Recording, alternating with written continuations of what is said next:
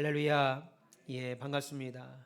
우리는 지금 주일 저녁마다 사사기 말씀을 통해서 우리의 삶을 설계하신 하나님에 대해서 배우고 있습니다. 오늘은 그 두 번째 시간입니다.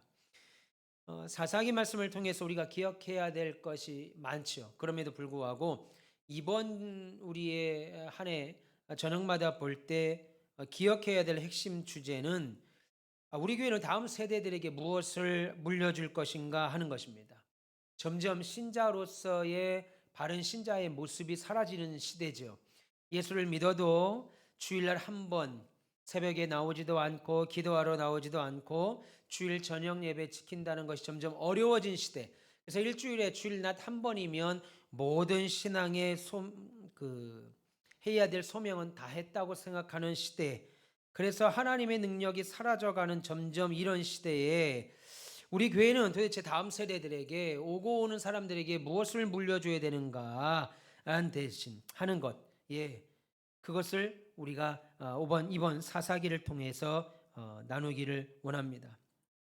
특별히 내가 예수님 믿고 변화돼서 믿음으로 살았던 삶의 모습을 물려주는 것이 아니고, 오히려 내가 때로는 예수님을 불신하고 내 믿음대로 살았던 불신앙의 모습들을 우리의 다음 세대들에게 물려주고 있는지 아닌가 돌아보셔야 됩니다. 그래서 우리는 자주자주 우리의 자녀들뿐만 아니라 우리 가온빛교회의 다음 세대들, 앞으로 오고 오는 사람들에게 무엇을 물려줘야 되는 것인가, 어떤 것을 가르쳐야 되는 것인가, 더 정확히 말하자면 우리 자녀들과 우리 다음 세대들에게 믿음의 유산을 남기기 위하여 어떤 일들을 우리가 좀 해야 되는 것인가 한번 돌아봐야 할 줄 믿습니다. 그것이 오늘 사사기를 통해서 말씀하고 있습니다. 특별히 본문 2장, 오늘 우리가 함께 읽으셨던 사사기 2장은 역사의 전환기에 일어났던 비극의 내용이 기록되어 있습니다. 본문 6절 보시면 이스라엘이 각기 그 기업으로 가서 땅을 차지하였고 백성이 여호수아의 사는 날 동안과 여호수아 뒤에 생존한 장로들 곧 여호와께서 이스라엘을 위하여 행하신 모든 큰 일을 본 자들이 사는 날 동안에 여호와를 섬겼다, 이렇게 말합니다. 다시 말하면 무슨 말이냐면 이스라엘 백성들이 하나님의 뜻 가운데 모세와 여호수아를 통하여서 가나안 땅에 들어갔습니다. 그리고 가나안 땅에서 정복 전쟁을 통하여 땅을 차지하고 살았는데 여호수아와 함께했던 사람들, 그리고 광야를 건너고 가나안 정복에 힘썼던 장로들, 다시 말해서 1세대와 출애굽 1.5세대들이 살아있을 때에는 그 후손들, 출애굽 2세대들, 3세대들이 여호와를 섬겼다는 거예요. 그런데 그 전 세대 시대 사람들이 다 다음 세대로 넘어가는 이 전환기에 생각하지도 못한 변화가 일어난 겁니다. 보면 10절 한번 보세요. 그 세대 사람도 다 그 열조에게로 돌아갔고 그 위에 일어난 다른 세대는 여호와를 알지 못하며 여호와께서 이스라엘을 위하여 행하신 일도 알지 못하였다, 그렇게 말하고 있습니다. 하나님을 섬기면서 하나님의 은혜로 가나안 땅을 정복했던 사람들이 다 죽었습니다. 특별히 오늘 본문을 보시면 여호수아가 6절 이하에 보면 여호수아가 110세의 나이로 죽게 됩니다. 그러니까 새로운 사람들, 하나님의 은혜와 뜻 가운데 가나안 땅을 정복했던 믿음의 1세대들이 다 죽고 나서 이제 새로운 세대가 등장하고 나니까 문제가 발생한 거예요. 어떤 문제예요? 이전의 세대, 부모의 세대는, 할아버지 세대는 하나님을 알았는데 새로 지금 가나안 땅에서 살아나가는 사람들은 하나님을 알지 못하는 사람들이었다는 거예요. 다시 말해서 부모의 세대는 하나님을 잘 섬겼습니다. 그런데 자녀들의 시대에 와서는 하나님을 잘 안 섬기더라는 겁니다. 여러분, 이 사건은 매우 큰 비극이라고 할 수 있습니다. 전 세대들이, 앞선 세대들이 다음 세대들에게 제대로 된 신앙을 물려주지 못하는 일은 어찌 보면은 앞선 세대, 부모 세대에 있어서 가장 큰 신앙의 오점이자 동시에 중대한 비극이라고 할 수 있습니다. 우리 교회가 예배당을 졌습니다. 참 신앙 지키기 어려운 이 시대에 사람들이 부담스러워하고 듣기 싫어한다는 이유로 목사도 가르치지 않고 앞서가는 여러분들이 다음 세대 사람들에게 가르치지 아니하면 그것은 그냥 안 가르치고 말았구나라고 하는 것으로 끝나는 것이 아니라 저의 목회 인생에 여러분의 신앙생활 인생의 가장 큰 오점이자 중대한 비극이라고 말하는 겁니다. 왜요? 신앙을 잃는 것은요. 단순히 이 땅에서 잘 되는 것, 이 땅에서의 축복된 기업을 잃어버리는 정도가 아니라 그것을 뛰어넘어 이 땅 너머의 영원한 나라를 상실하는 비극이기 때문이죠. 신앙을 안 가르쳐서 그들이 믿음으로 살지 않음으로 인해서 이 땅에서 형통하지 않는 것은 그걸로 끝나는 것이 아니라 영원한 땅, 이 삶을 끝나면 우리가 가야 될, 죽고 나면 모든 것이 끝나는 것이 아니라 계속된 영원한 삶을 살아야 되는데 그 나라를 상실하는 비극이 되기 때문입니다. 그래서 신앙의 부모 세대가, 신앙의 선배들이 신앙의 자녀들과 신앙의 후배들에게 바른 신앙과 믿음을 물려주기 위해서는 어떻게 해야 되는가? 매우 중요합니다. 물려줘야 되죠. 여러분, 특별히 바른 교회, 좋은 교회를 만들어야 되는 비전을 받은 우리 교회는, 그리고 그 일에 하나님의 말씀을 다음 세대들에게 가르쳐야 되는 일에 최전선에 서 있는 저와 여러분들은 어떻게 다음 세대들, 오고 오는 자들에게 하나님의 믿음의 유산을 남겨줄 수 있을까 하는 것입니다. 오늘 본문이 그것을 말하고 있습니다. 오늘 몇 가지로 살펴봄으로써 다음 세대들을 위한 우리의 책임, 저의 책임, 여러분들의 책임이 무엇인지 오늘 한번 살펴보겠습니다. 몇 가지로 살펴볼 텐데요. 그 중에 먼저는 가르치고 훈련시켜야 될 책임이 우리에게 있습니다. 가르쳐야 돼요. 훈련시켜야 됩니다. 여러분, 가나안의 이 세대들은 현실에 안주하려고 했습니다. 가나안 땅에 들어왔습니다. 그래서 더 이상 힘든 모험 안 하려고 그러고요. 희생 안 하려고 합니다. 주어진 현실에 이 정도면 좀 되지 않았나? 이 정도면 좀 만족하지 않았나? 이만하면 되지 않는 건가 하는 생각에 젖었습니다. 우리가 지난주 저녁 예배 때 뭘 배웠죠? 사사기 1장에서 이스라엘 백성들이 여호수아가 죽었습니다. 여호수아가 죽은 후에 베색이라고 하는 땅을 정복하는 모습을 살폈습니다. 그들은 민족의 지도자였던 모세가 죽고 여호수아가 다 죽은 위기의 순간에 오히려 용기 있게 믿음의 기회, 승리를 쟁취했습니다. 그러나 그 다음 세대, 그들의 다음 세대 사람들은 자신의 부모들이, 전 세대들이 힘들게 일구어낸 신앙의 배경 아래 그냥 안주하는 겁니다. 선배들이 땀과 수고, 그 다음에 다음 세대에 있어 그 어려움을 겪지 않고 편안하고 안락한 신앙생활을 제공했기 때문입니다. 앞선 사람들이, 저와 여러분들이 예배당을 지었습니다. 힘들게 지었습니다. 그럼 앞으로 오는 사람들에게 이 예배당 안에서 예배하고 찬양하고 기도하는 것을 가르쳐야 되는데, 가르치지 아니하면 그들이 신앙이 안주하는 거예요.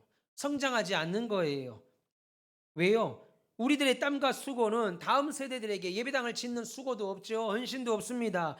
여러분의 자녀들에게 하나님 말씀을 가르치지 않으면 여러분들이 기도하고 헌신하고 애쓴 그 결과, 그래서 편안하고 행복한 안락한 신앙생활을 우리가 먼저 제공하니까 그 다음 세대들은 그냥 거기에 안주하는 거예요.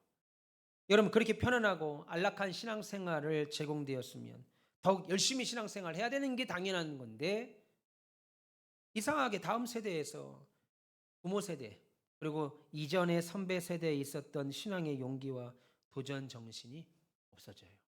점점 없어집니다. 뉴스를 통해서 제가 일전에 한번 본 게 있습니다. 한국 교회에 개척한, 지금은 은퇴하고 아들에게 교회를 물려준 수많은 대형 교회 목사님들이, 예전에는 그 원로 목사님들이 예배당을 세울 때는 기도함으로 세워서 예배당을 짓고 또 기도원을 세웠습니다. 수양관을 세워서 토요일마다, 금요일마다, 주일마다 가서 기도하고 애썼습니다.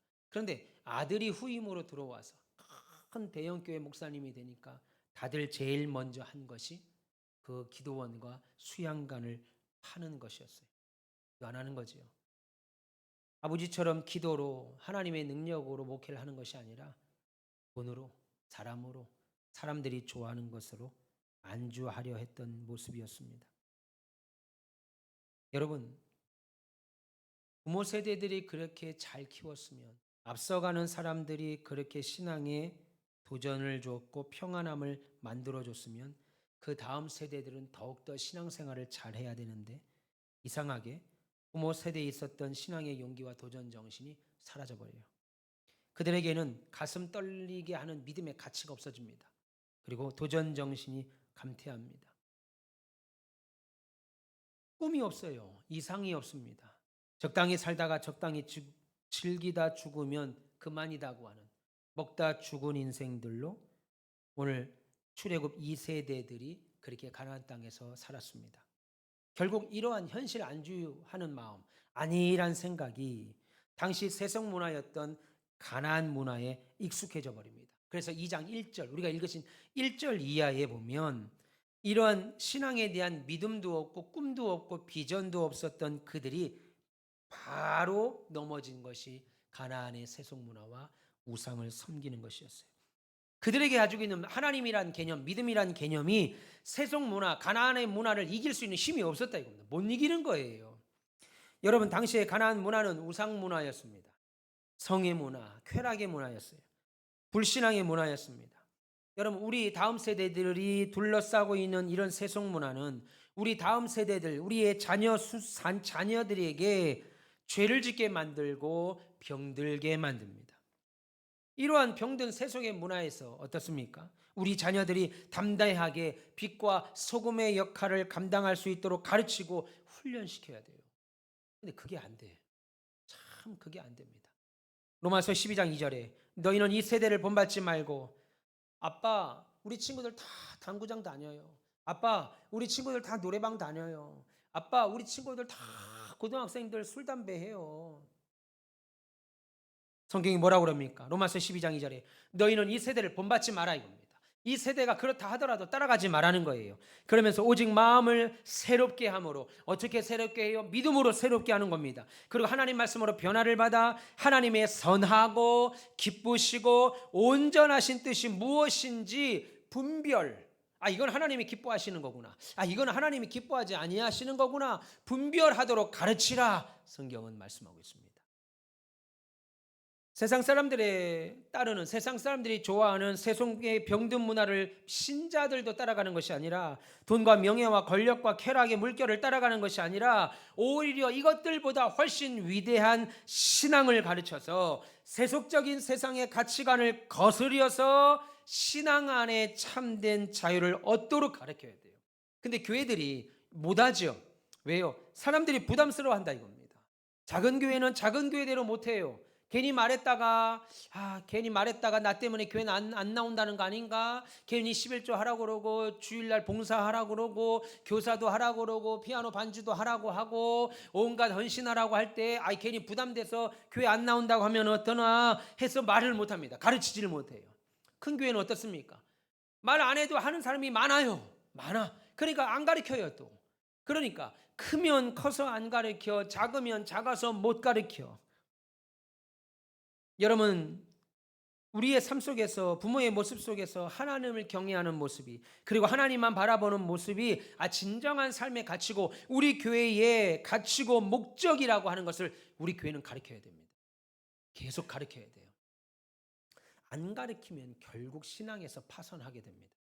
우리의 다음 세대들에게 참된 신앙이 무엇인지 가르쳐주고 이를 위해서 신자가 감수해야 될 고난과 환경이 뭔지도 알려줘야 돼요. 예수 믿으면 다 대접받고 우쭈쭈하고 예수 믿으면 그냥 교회 나와서 편안하게 쇼핑하듯이 와서 목사님 예배드리고 말씀 듣고 우리 아이는 잘 구비된 교육관에서 예배드리고 그리고 아무런 하나님과 상관없이 집으로 돌아가서 일주일 내내 사는 것이 아니고 신앙인이라면 감수해야 될 고난과 환난에 대하여 환경에 대하여 알려주고 믿음의 사람으로 훈련을 시키는 그것을 믿음의 부모가 해야 되고 교회가 해야 될 일입니다. 우리 교회가 받은 책임이 바로 여기에 있습니다. 그리고 두 번째는요. 우리 자녀들에게 그리고 다음 세대들에게 소망을 심어줘야 돼요. 오늘 본문에서 다음 세대들이 여호와를 알지 못하는 비극을 맞이한 이유 중에 하나는 그들에게 신앙의 체험이 없었기 때문입니다. 1세대들의 신앙의 경험은 7절에 기록되어 있습니다. 7절 보시면 이 백성이 여호수아의 사는 날 동안과 여호수아 뒤에 생존한 장로들 곧 여호와께서 이스라엘 위하여 행하신 모든 큰 일을 본 자 하나님이 하신 모든 큰 일을 본 자의 사는 날 동안에 하나님을 섬겼다 그럽니다.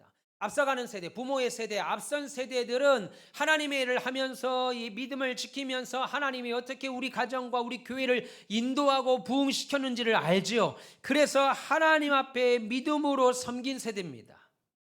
하나님이 위대하신 역사를 경험했습니다. 놀라우신 손길 또한 경험했습니다. 많은 역경 통과했고 고난을 당했고 그리고 시련을 통과했습니다. 그러는 중에 기도하죠. 하나님 도와주십시오. 하나님 우리 가정을, 우리 사업터를, 우리 교회를 하나님 아니면 살 길이 없습니다. 도와주십시오. 간구했습니다.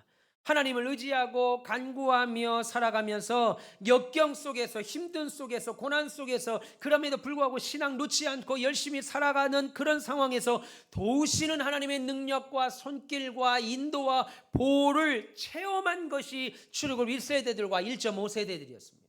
부모 세대들, 앞선 세대들. 그런데 세월이 지나면서 자녀 세대들, 가나안 땅에 들어가던 출애굽 2세대들, 3세대들은 하나님을 보는 눈, 하나님의 음성을 듣는 귀가 점점 잃어버렸습니다. 그래서 더 이상 하나님의 영광이 안 보이는 겁니다. 하나님의 손길이 안 보입니다. 하나님의 음성이 들리지 않습니다. 그래서 그들이 보는 것은 눈에 보이지 않는 영적인 세계가 아니라 눈에 보이는 현실 세계만 보이는 거예요. 하나님의 백성이라고 해서 가나안 땅에 들어와 살고 있는데 그들의 눈에는 우리를 보내 이 가나안 땅으로 입성하게 하시고 이 땅에서 여전히 살게 하신 하나님이 보여야 되는데 오히려 하나님을 보는 눈이 가려지니까 세상만 봅니다.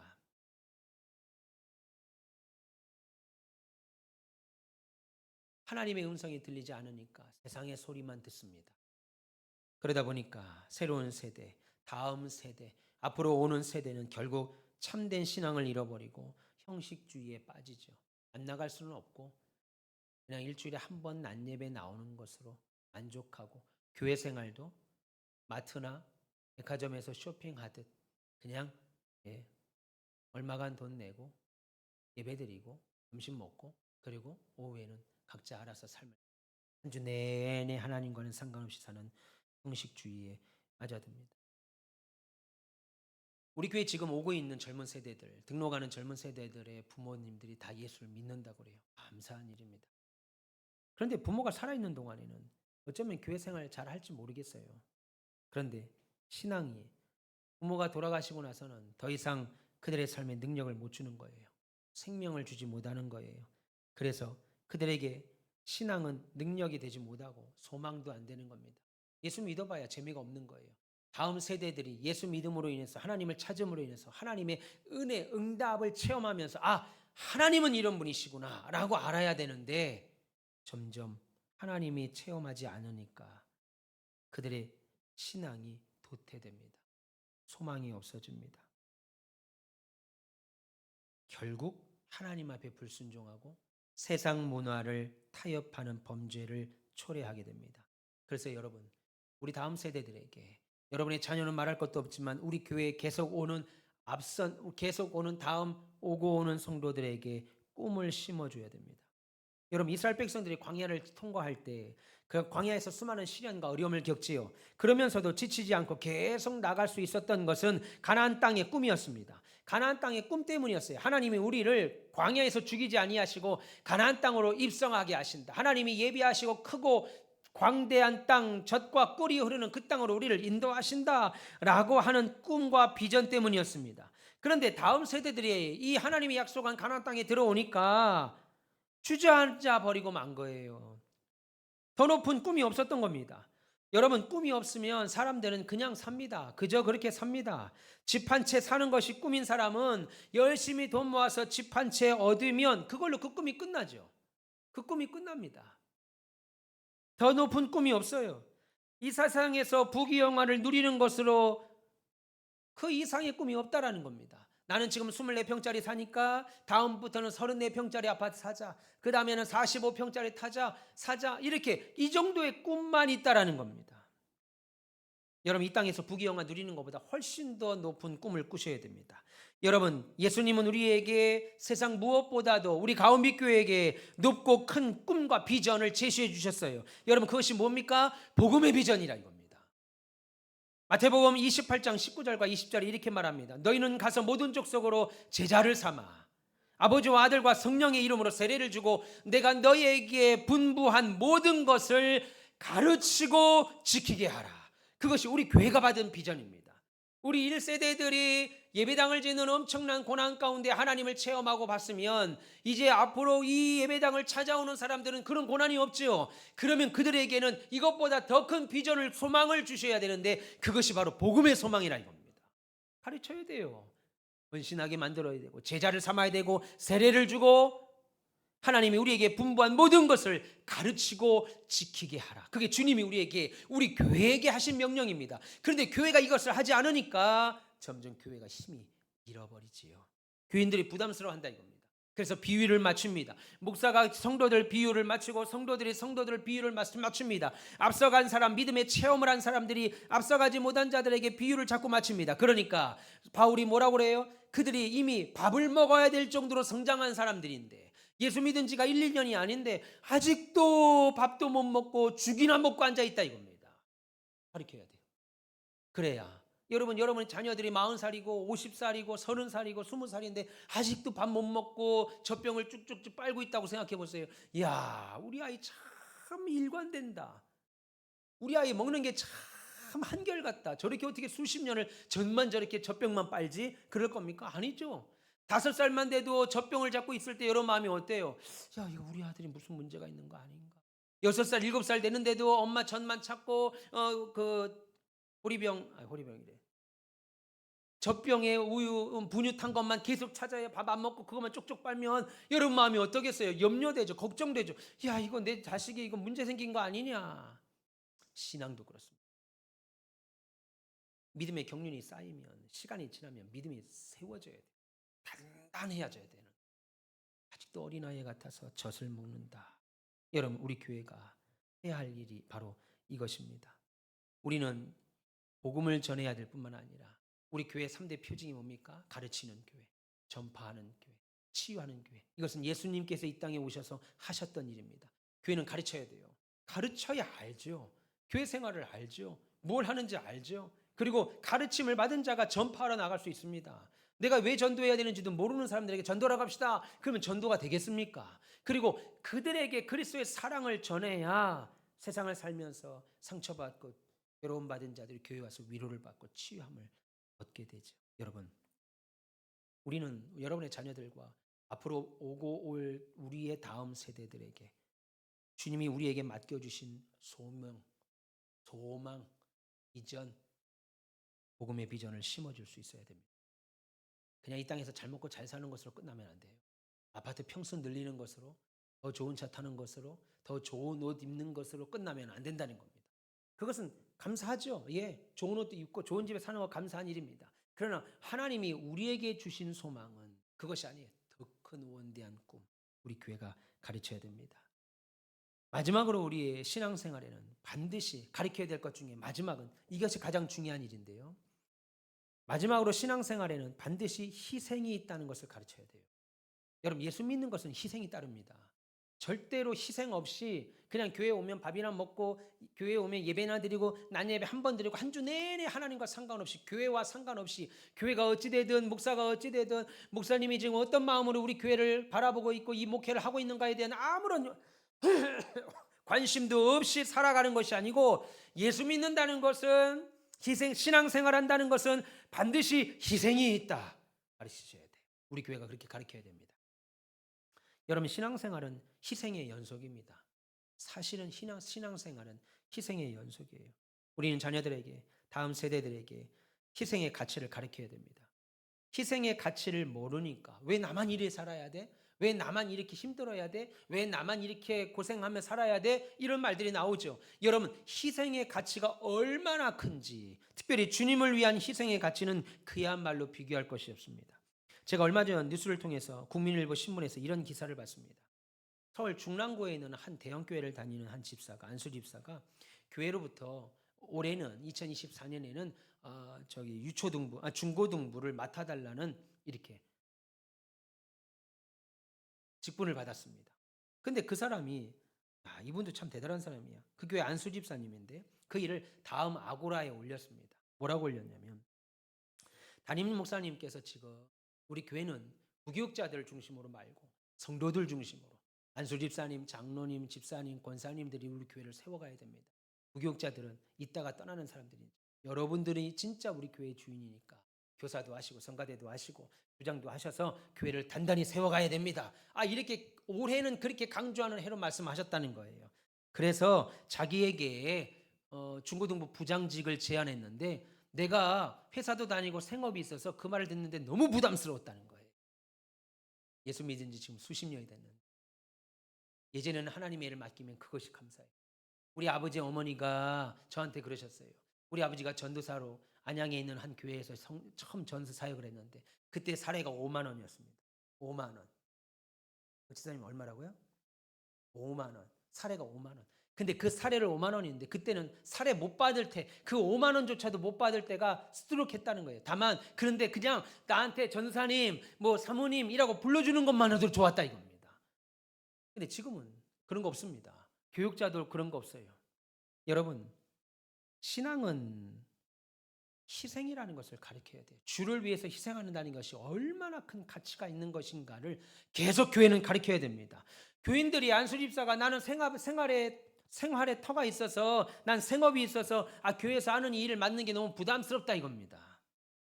여러분 많은 믿음의 부모들이 자신의 시대에만 자신들이 고생하고 자녀들이 고생 없이 살기를 원합니다. 자신의 시대는 고생하는데 내 자녀들은 고생 안 하고 살기를 원하죠. 그런데 이러한 부모의 태도는 실질적으로 자녀들을 신앙에서 멀어지게 하는 거예요. 여러분 우리 자녀들에게 신앙에 있어서 신앙생활에 있어서 예수 믿는 이 신앙의 길을 걸어감에 있어서 희생이 얼마나 당연한 것이고 가르치셔야 됩니다. 아들아 너 예수 믿을 때 하나님 앞에 희생이 따라오는데 그 희생이 얼마나 당연한 일이고 얼마나 중요한지 아니? 라고 제대로 알려주지 않으면 그들은 믿음에 있어서 세상과 반드시 타협하게 됩니다. 왜냐하면 내가 왜 예수 때문에 희생해야 되고 내가 왜 교회 때문에 헌신해야 되고 내가 왜 이 교회 때문에 예수 믿는다는 이유 때문에 시간을 내야 되는지 알지 못하니까 눈에 보이지 않는 하나님 때문에 내가 왜 희생을 해야 돼? 오히려 눈에 보이는 것을 얻기 위하여 세상과 타협하니까 당연히 신앙이 무너지지요. 그러니까 여러분 보세요. 한국교회가 부흥했습니다. 그래서 1000만, 1200만 성도라고 막 자랑을 했습니다. 그런데 지금 어때요? 그게 안 돼요. 다음 세대들이 없어져 갑니다. 1000명, 2000명, 3000명, 4000명씩 나오는 교회가 주일학교가 40명도 채 안 돼요. 다음 세대가 안 되는 거예요. 안 나옵니다. 할머니, 할아버지들은 그 교회를 열심히 섬겨서 예배당도 짓고 이렇게 부흥의 초석을 담았는데 그 아들들이 자신의 딸 아들들을 데리고 교회 나와서 또 세워야 되는데 그게 안 된다. 왜요? 하나님을 믿고 따라가는 신앙을 이게 얼마나 귀하고 헌신된 것인지 모르기 때문이죠. 이게 얼마나 중요한지 모르기 때문입니다. 여러분 믿음을 위한 희생, 신앙을 위한 희생이 얼마나 값진 것인지 여러분의 자녀뿐만 아니라 우리의 다음 세대들에게도 알려주셔야 돼요.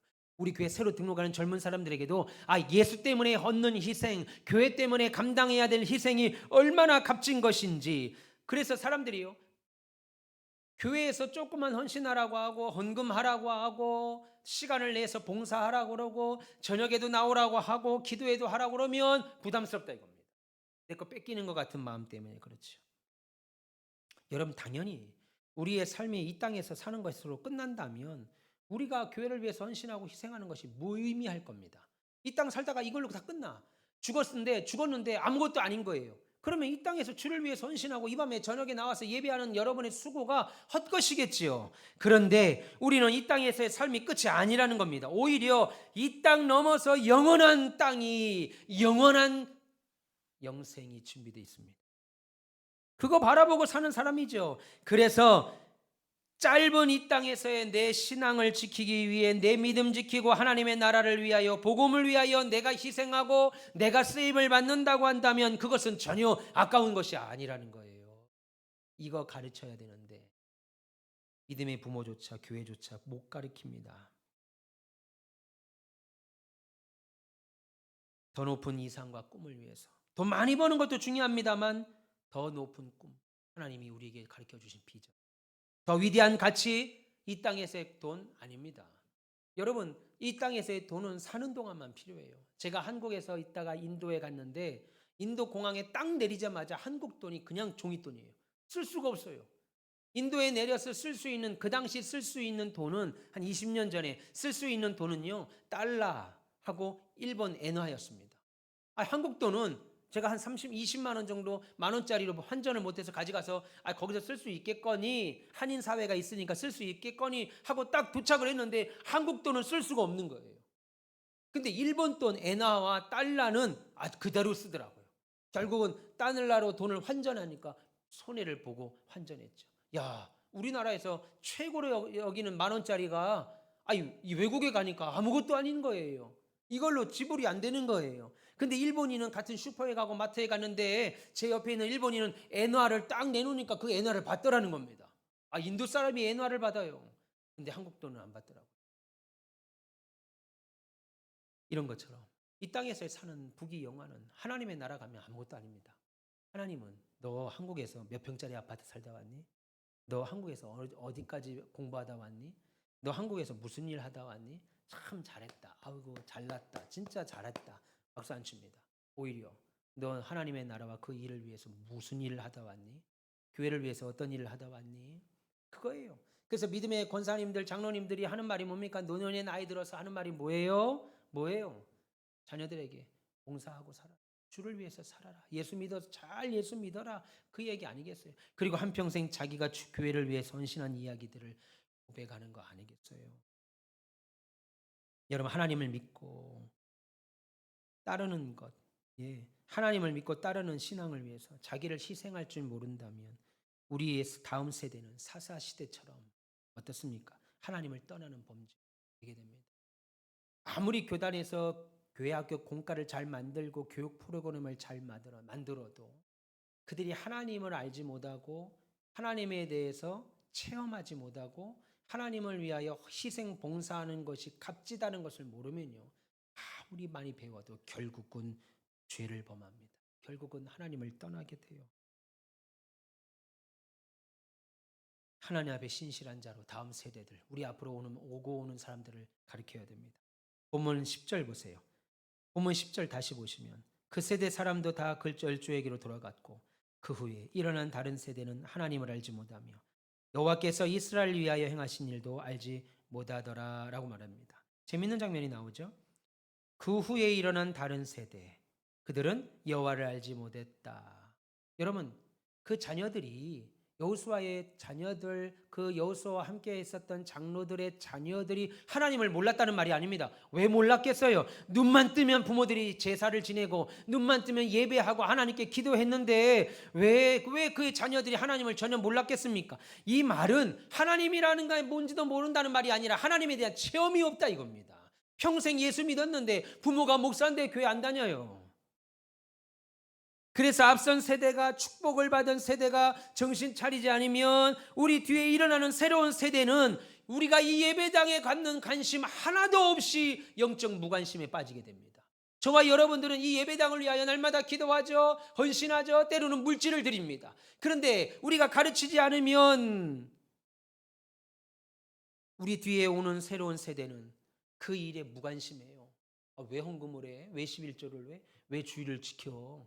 왜 새벽기도 나가 피곤하게? 왜 봉사를 하라는 거야? 제가 예전에 있던 교회에서 돈을 들여서 한번 청소를 하자고 그랬습니다. 돈을 들여서. 물론 그것도 좋은 방법이에요. 개인이 청소하는 것보다 한 1년에 한 번 정도는 청소업체를 불러서 한번 전체 싹 청소하는 것도 좋은 일입니다. 근데 아예 청소 이렇게 한번 합시다. 그랬더니 왜 청소합니까? 목사님 그런 거 청소하지 말고 우리가 돈을 댈 테니까 우리들한테는 그런 거 좀 시키지 마세요. 교회 주방 봉사할 사람이 없는 거예요. 목사님 우리한테 그런 거 시키지 마시고 그냥 돈 주면 아줌마 사서 그냥 그렇게 하시지요. 1년에 한 번 정도 대대적인 청소로 인해서 전문가들한테 청소를 맡겨서 교회를 깨끗하게 하는 거 귀한 일입니다. 갈 수 있습니다. 그런데 나는 청소하기 싫다 이겁니다. 왜 내가 교회 나와서 주일날 예배드리러 왔지 뭐 청소를 하고 뭐 다른 사람 식사 봉사하고 차량 운전 봉사하고 나 그거 싫다 이겁니다. 그냥 돈 주고 다 사자 이겁니다. 운전자도 사고 식당 봉사자도 사고 청소하는 사람도 사고. 그러니까 여러분 다음 세대들이 그렇게 하니까. 그래서 우리 아는 목사님의 교회가 1여전도회와 1여전도회부터 10여전도회까지 있는데요. 심여전도에는 지금 30대 갓 결혼한 사람들이 여전도입니다. 근데 심여전도에까지는 주방 봉사할 수 없으니까 한 5, 6여전도에 30대까지 봉사하도록 했나 봐요. 그런데 하는 말이 제일 낮은 여전도에서 목사님 우리는 식당 봉사하기 힘듭니다. 싫습니다. 그래서 우리가 할 때는 라면 끓이겠습니다. 우리가 할 때는 라면 끓일 테니까 그냥 그렇게 하십시오. 그랬더니 1여전도에 70이 넘은 할머니들이 야! 하지마. 우리가 할 테니까 하지마. 그렇게 할 거면. 그래서 1여전도회가 밥을 하고 잡채를 하고 막 그런. 근데 이 젊은 사람들이 그러면 정말 죄송합니다. 아유 제가 잘못 알았습니다. 그렇게 할게요. 저희 좀 가르쳐 주세요. 이래야 되는데 그 잡채를 먹으면서 아이고 맛있다. 아이고 맛있다. 아이고 주여. 여러분 오늘 본문이 10절에 하나님은 여호와를 알지 못하는 세대. 왜 알지 모르겠어요. 압니다. 그의 부모가 눈만 뜨면 예배했고 기도했고 제사했으니까 다 알아요. 근데 하나님에 대한 체험이 없으니까 하나님에 대하여 영적으로 무관심하더라 이겁니다. 교회가 뭘 하든지 관심이 없어요. 여러분 이 사람들이 결국은 불신앙의 세대를 만드는 겁니다. 예수 안 믿는 사람은 어차피 교회에 관심 없는데 이렇게 교회 안에 있다가 교회 안에서 신자라고 알았는데 불신앙하는 사람들이 세상에 나가서 먹고 마시고 세상 누리는 것 가운데 있으면 불신앙의 사람들이 그들을 볼 때 우리 성민이가 목사 아들인데 예수 안 믿는 사람하고 똑같이 노네. 우리 박 집사님이 예수 믿는 사람인데 예수 안 믿는 사람하고 똑같이 믿네. 우리 아버지가 젊을 때 우리 저기를 누구를 만나면 술 한잔 하시라고 술 한잔 하라고 그런대요. 나는 전도사입니다. 나는 목사입니다. 나는 술 안 합니다. 그랬더니 하는 말이 우리 매제도 우리 처남도 목사야. 그런데 술 나보다 더 먹어. 전도사가 무슨 술을 안 먹는다고 마시라고. 그런데요 그러면요 어디 가도 또 그런 얘기합니다. 내가 아는 사람이 전도사인데 그는 나보다 술 더 먹어 이야기합니다. 그런데 여러분들이 믿음으로 딱 쓰면요 내가 아는 사장님이 있는데 그 사람이 장로인데 예수 믿으려면 그렇게 믿어야 돼. 그렇게 믿어야 돼. 내가 보니까 수많은 장로들 내가 맨날 보잖아. 근데 거기 가나인텔의 우리 박영규라고 하는 장로님은 그 박사장님은 내가 아는 장로들하고 다르더라고. 예수 믿으려면 그렇게 믿어야 돼. 아직까지 예수 믿는 예수쟁이 중에 그런 장로님들이 많아. 그런 목사님들이 많아. 이런 소리를 들어야지요. 여러분 우리 예수 믿는 사람들은 다음 세대들에게 우리의 최대의 재산이자 가장 중요한 가치인 믿음과 신앙을 적극적으로 가르쳐야 될 의무가 있습니다. 여러분 특히 한국교회 성도들이 대표적으로 오해하는 것이 있습니다. 부모가 교회 잘 나가니까 그것만으로 우리 자녀들은 잘 되겠지. 내가 열심히 우리 아들에게 엄마가 아들아 내가 열심히 기도하니까 너 잘 된다. 우리 딸아 내가 아빠가 열심히 기도하니까 너 잘 된다. 그렇게 생각하지 마세요. 물론 부모님들이 자식을 위해서 기도로 심고 헌신으로 심는 거 감사한 일입니다. 그런데 스스로 우리의 자녀들이 하나님을 인격적으로 만날 수 있도록 노력하셔야 됩니다. 성경에 만 20세 미만은 가나안 땅에 들어갈 수 있다고 그랬습니다. 왜요? 만 20세 미만은 어린아이라고 성경이 본 거예요. 하나님이 어린아이다. 그런데 만 20살을 넘는 자들에게는 왜 죄를 물었습니까? 20살이 됐으면 이제는 그의 입으로 하나님을 고백하고 하나님을 신앙하고 하나님을 찬양할 수 있다 이겁니다. 그런데 그렇게 하지 않았으므로 불구하고 너희들은 가나안 땅에 들어갈 수가 없다. 그러니까 성경에 보세요. 어디 엄마가 교회 열심히 나가니까 아빠가 열심히 너 위해서 기도하니까 우리 아들 딸은 잘 될 거야. 성경에 어디 그럽니까? 안 나옵니다. 그건 하나님이 그냥 봐주시는 것이고 여러분들은 여러분 자녀들에게 믿음으로 살도록 가르치셔야 돼요. 기도하려도록 가르치셔야 돼요. 여러분의 자녀들이 주의 나라를 위하여 물질을 심도록 가르치셔야 돼요. 자녀를 위해서 봉사와 헌신하도록 가르치셔야 됩니다. 이보다 중요한 것이 없어요. 이보다 중요한 것이 없어요. 여러분의 자녀들이 주를 위하여 희생하도록 가르치셔야 됩니다. 믿기를 바랍니다. 자녀가 직접 하나님 앞에 물질 심는 법을 가르치는 거, 자녀가 하나님 앞에 봉사하는 거, 헌신하는 방법 가르치는 거, 주를 위하여 다음 세대들이 기쁜 마음으로 희생할 수 있는 거, 신앙 가르치는 거 두려워하지 마세요. 여러분들 새로 오는 성도들 이거 말하면 괜히 부담스러워하지 않을까? 아닙니다. 물론 운용의 묘는 있어야 되겠어요. 그럼에도 불구하고 가르칠 때가 됐다 그러면 가르치셔야 돼요. 집사님 봉사하십시오. 집사님 11조 해야 됩니다. 집사님 주일 성수하십시오. 저녁 예배 나오세요. 목사가 말하면 부담스러워할 수 있어요. 그러니까 여러분 우리 김 권사님이 우리 박 권사님이, 예, 우리 김경희 집사님이, 김 장로님이, 우리 황 집사님, 박 집사님이, 여러분들이, 집사님 저녁엔 좀 나와. 저녁에 말씀이 얼마나 좋은데 저녁에 TV 보지 말고 교회 나와. 자꾸만 이렇게 당기셔야 돼요. 그러면 평상시 마음에 관심이 없다가 그래 저녁 예배 가보자 하고 와서 은혜를 받고 그 삶이 변할 수 있다라는 거예요. 어느 순간 우리 한국교회가 저녁 예배 다 없어졌습니다. 제가 낮 예배 때 하나님을 찾는 설교 끝나고 나면 예배에 대한 설교를 좀 하려고 합니다. 한국교회 예배가 무너진 대표적인 이유가 뭐겠어요? 하나님을 중심한 예배가 아니라 사람을 중심으로 한 예배가 되니까 예배가 무너져 버렸죠. 그러니 당연히 교회 힘이 없어졌습니다. 여러분, 주님을 나의 평생의 주인으로 모시고 살 수 있도록 내 삶의 가장 중요한 것이 하나님이신 줄을 믿게 가르치셔야 돼요. 내 삶의 제일 중요한 것은 하나님이시다. 하나님 없으면 안 된다 하는 것을 가르치셔야 어려울 때 하나님 찾습니다. 즐거울 때도 하나님을 찾게 돼요. 믿기를 바랍니다. 그리고 이를 위해서 우리 교회가 많이 눈물로 기도하셔야 됩니다. 여러분 자녀를 위해서 기도하십시오. 많은 시간 열정을 쏟아야 됩니다. 쉽지 않은 일입니다. 주일 저녁 예배 안 드리고 기도 안 하고 헌신 안 하는 다음 세대들에게 그렇게 만들려고 할 때 그냥 말 한마디 툭 던지면 예 알겠습니다 하는 사람 없어요. 없습니다. 꾸준히 가르치셔야 돼요. 열정을 가르치셔야 돼요. 여러분이 헌신하셔야 되고 여러분이 기도하셔야 되고 때로는 때로는 나누어야 됩니다. 믿기를 바랍니다. 그러므로 우리의 자녀들과 우리 교회 다음 세대들이 오늘 비극으로 나타난 사사기 2장에 나오는 다음 세대들 같은 자들이 되지 않고 오히려 우리 교회의 성도들은 어린아이까지 예수님을 인격적으로 만나고 하나님을 일평생 온전히 믿고 따르는 신앙의 자녀들이 신앙의 다음 세대들이 되기를 원합니다. 그래서 먼 훗날 주님 앞에 반드시 서죠. 백보자 심판 앞에 설 때 부러움을 당하는 일이 없도록 저와 여러분들의 책임이 무겁다는 사실을 인지하시고 우리의 자녀들과 다음 세대들에게 자꾸만 그렇게 가르쳐 주시고 또 가르쳐 주시는 우리 됐으면 좋겠습니다. 할렐루야. 예, 할렐루야. 가르치셔야 됩니다. 반드시 가르치셔야 돼요. 오늘 세 가지 말씀드렸습니다. 우리 교회는 다음 세대 여러분 자녀들에게 뭐 해야 된다고 그랬어요? 훈련시켜야 된다. 가르치고 훈련시켜야 된다. 예, 가르치고 훈련시켜야 된다. 여러분이 은혜를 입었으면 그 은혜를 가르쳐야 되고 훈련시켜야 됩니다. 그리고 두 번째는요. 비전을 심어줘야 돼요. 소망을 심어줘야 돼요. 엄마, 아빠, 나 좋은 집 샀어. 나 이번에 좋은 차 샀어. 이것이 소망이 아니고 이 땅에서 잘 살고 잘 누리는 것이 소망이 아니라 하나님의 나라를 위하여 우리 가정이 너희 가정이 쓰임 받는 즐거운 소망을 갖게 해 주십시오. 우리 자녀들이 세계 가운데 흩어져 있는 선교사님들 한 달 사례를 책임지는 거예요. 한 달에 300만 원, 400만 원씩. 여러분 명품 가방 하나에 1,000만 원씩, 2,000만 원씩 한다고 하더라고요.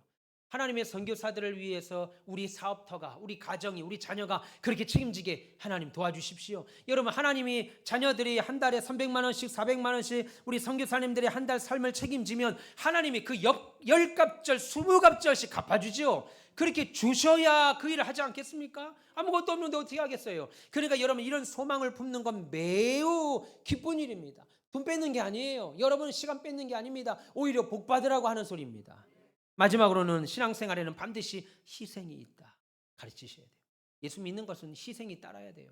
그래서 예수 믿을 때 눈물이 나야 됩니다. 예수 믿을 때 힘들어야 돼요. 그래야 이것이 얼마나 하나님 앞에 가치 있는 것인지를 가르쳐 주셔야 됩니다. 왜요? 우리의 삶은 이것으로 끝나는 게 아니죠. 이 땅에서 살다가 끝나면 그걸로 끝나는 것이라면 가르칠 필요 없습니다. 그렇게 살면 손해인 거예요. 그런데 우리는 이 땅에서 끝나는 게 아니라 우리 이태랑 장로님이 하나님이 부르시는 날까지 이 땅에서 성실하게 사시다가 그걸로 끝나는 게 아니고 하나님이 부르신다 이겁니다. 영생으로 살 곳이 따로 있어요. 그래서 우리의 희생은 절대로 손해보는 것이 아니라 이겁니다. 그래서 가르치셔야 돼요. 우리 자녀들이 가능하면 교회 안에 머물도록 교회에서 하나님의 일에 열심을 내도록 가르치셔야 됩니다. 그래서 그 희생이 얼마나 가치 있는지를 가르치시고 그래서 우리 교회가 다음 세대 우리가 예배당을 졌으니까 너희들이 와서 이 예배당에서 찬양하고 기도하고 헌신하고 수고하고 하나님 앞에 드린 헌신의 가치를 깨닫도록 기도하셔야 됩니다. 그거 안 하면 결국은 우리 교회도 나중에 시간이 지나면 자리 텅텅 빕니다. 여러분들 다 없어지면 밤예배 하나도 안 나왔던 사람이 느닷없이 나이 들면 나오겠습니까? 없어져요. 목사님들이 하나같이 하는 말이 아니 저녁 예배 나오는 사람이 없어서 오후 예배 드린다는 거예요. 그런데 오후 예배 안 드리는 목사님이 하시는 말씀이 오후 예배 나오는 인간이 없어가지고 오후 예배도 안 드린다는 거예요. 그럼 나중에는 낮 예배도 없어지는 거예요. 이제 낮 예배도 없어지는 거예요. 가르쳐야 됩니다. 가르치고 희생이 따른다는 것을 반드시 우리 다음 세대는 주지시켜줘야 돼요. 분위기만 맞출 필요 없습니다. 우쭈쭈 해줄 필요 없어요. 처음 오시는 초신자는 그럴 수 있죠. 세워가야 되니까. 그런데 어느 정도 섰다 그러면 가르쳐야 돼요. 그 일에 우리 장로님들이, 권사님들이, 집사님들이, 여러분들이 제가 부를 받았습니다. 그것이 우리의 책임인 줄 믿고 그렇게 승리하는 저와 여러분 되시기를 축원합니다. 기도하겠습니다. 하나님 감사합니다. 사랑하는 주님, 오늘 우리의 책임에 대해서 배웠습니다. 그렇게 하지 않음으로 말미암아 출애굽 2세대들이 가나안 땅에 들어갔음에도 불구하고 하나님에 대하여 더욱 소망이 없고 결국 가나안 우상을 따르며 가나안 문화를 따르며 하나님과 멀어지고 타락한 모습을 보게 됐습니다. 하나님, 우리 가오믹 교회를 이 자리까지 세워주셨으니